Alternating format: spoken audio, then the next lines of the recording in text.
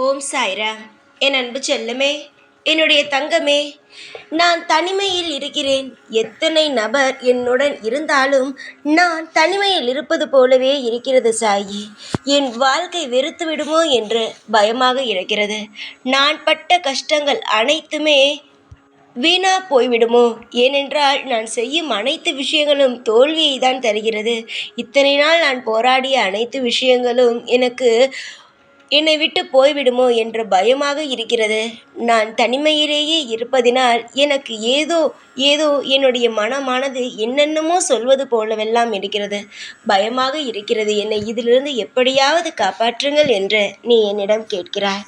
உனக்கு ஒரு விஷயம் சொல்லட்டா? தனிமை வேதனை என்று நினைத்து விடாதே. சாதனை செய்யும் அளவுக்கு சிந்தனைகளை அதுதான் கற்றுத்தரும். நீ இப்பொழுது தனிமையில் இருக்கிறேன் என்று புலம்புகிறாய்.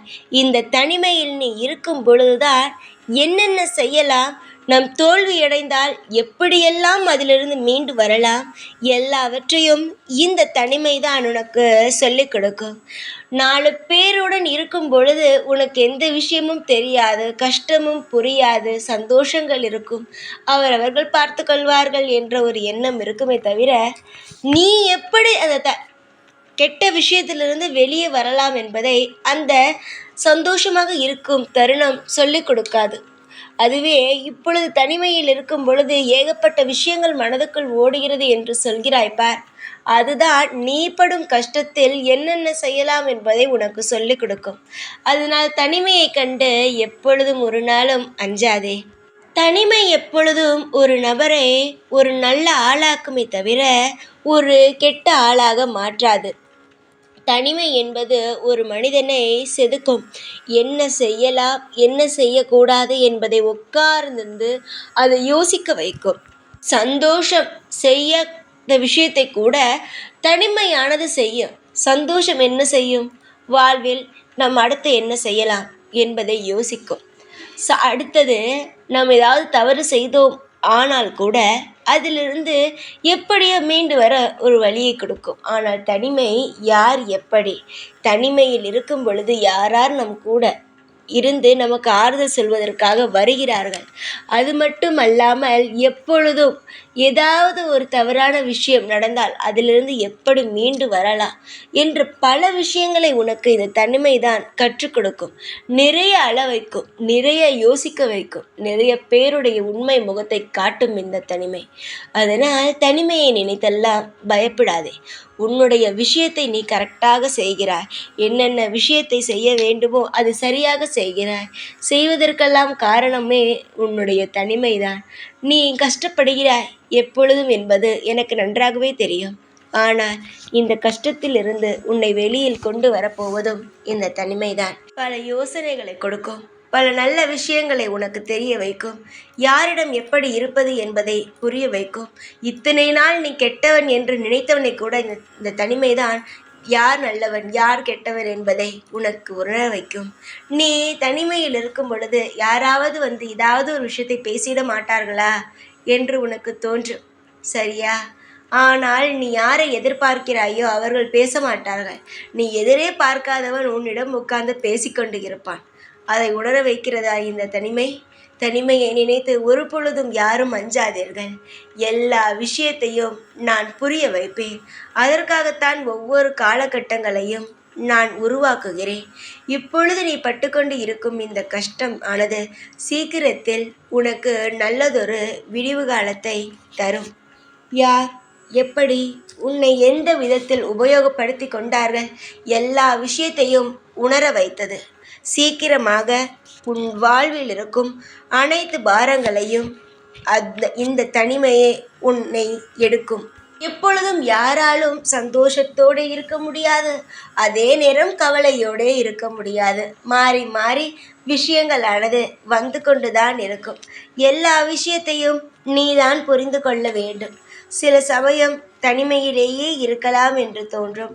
அதுவே சில சமயம் இந்த தனிமையே வேண்டா, ஏதாவது ஒரு வழியை காட்டி சீக்கிரமாக நல்லதொரு வாழ்க்கை கிடைக்க வேண்டும் என்று தோன்றும் உனக்கு.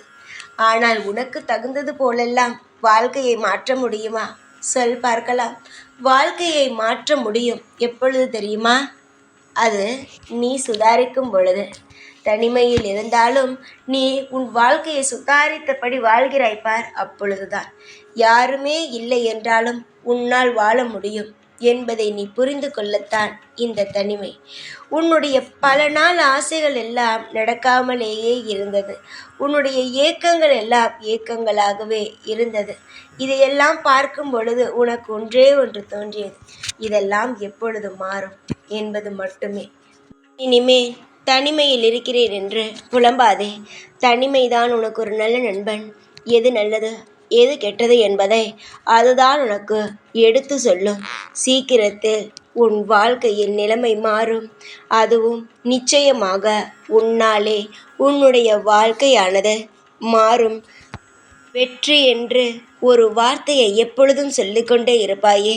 வெற்றி வேண்டும் சாயி, வெற்றி எனக்கு வேண்டும், நான் செய்யும் செயலில் எனக்கான நல்ல விஷயங்கள் நடக்க வேண்டும் என்று ஒவ்வொரு நாளும் நீ புலம்பிக் கொண்டே இருப்பாய் அல்லவா? உன்னுடைய புலம்பல்கள் அனைத்தும் நிஜமாகும் நாள் வந்துவிட்டது.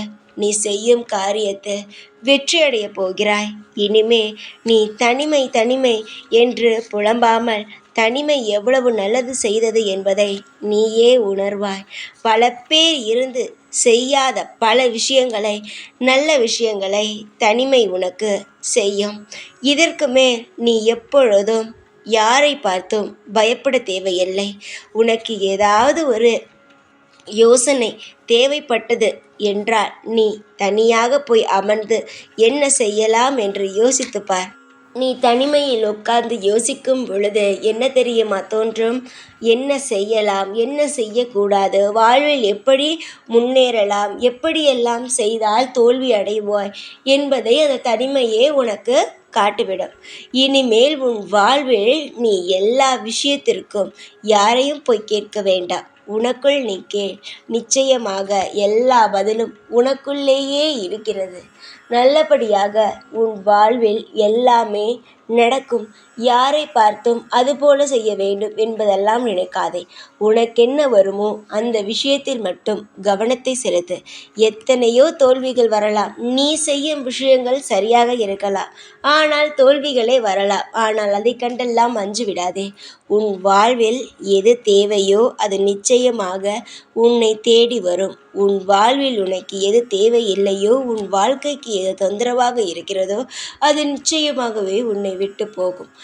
இனிமே இது நடக்கவில்லை, அது நடக்கவில்லை என்று புலம்புவதை விட்டுவிட்டு எல்லாவற்றுக்கும் நீயே ஒரு தீர்வை வைத்திருக்கிறாய். அதை முடிவெடுத்து சந்தோஷப்படு. சந்தோஷமாக மட்டும் இருங்கள். எல்லா நாளுமே நான் இருப்பதினால் உங்கள் வாழ்வில் இருக்கும் அனைத்து கசப்பான விஷயங்களும் போகும். சந்தோஷம் என்பது ஒருவனுடைய வாழ்வில் மிக மிக முக்கியமானது. அதை தொலைத்து விடாதீர்கள். தனிமையில் இருக்கிறேன் என்ற நீயாக தனிமையை தவறாக நினைத்து எல்லா விஷயத்தையும் மறந்து சிரிக்காமல் இருந்து விடாதே. எப்பொழுதும் சிரித்து சந்தோஷமாக இரு. இனி ஒவ்வொரு உன்னுடைய கவலைகளையும் முடித்து உன் வாழ்வில் சந்தோஷமான விஷயத்தை நானே உனக்கு அனைத்தையும் தருவேன். தைரியமாக இரு. எல்லா நிலைமையிலும் நீ தனியாக நின்று போராடி வாழ்க்கையில் வெற்றி அடைவாய். இது நான் உனக்கு இன்று தரும் சத்திய வாக்கு. இனிமேல்தான் உன் வாழ்வில் எல்லாம் புதிதாக துவங்கப் போகிறது. உன் வாழ்க்கைக்கு இனிதான் விடிவு காலமே. இனிமேல் யாரும் உனக்கு இதை செய்து கொடுத்தேன், அதை செய்து கொடுத்தேன் என்று சொல்ல மாட்டார்கள். இனிமேல் நீயே உன் வாழ்வில் எல்லாவற்றையும் தைரியமாக இருந்து தன்னம்பிக்கையோடு போராடி உன் வாழ்வில் ஒவ்வொன்றிலும் வெற்றியை காண்பாய். எப்பொழுதும் உன் கூடவேதான் இருப்பேன். இந்த சாய்நான். ஓம் சாய்ராம்.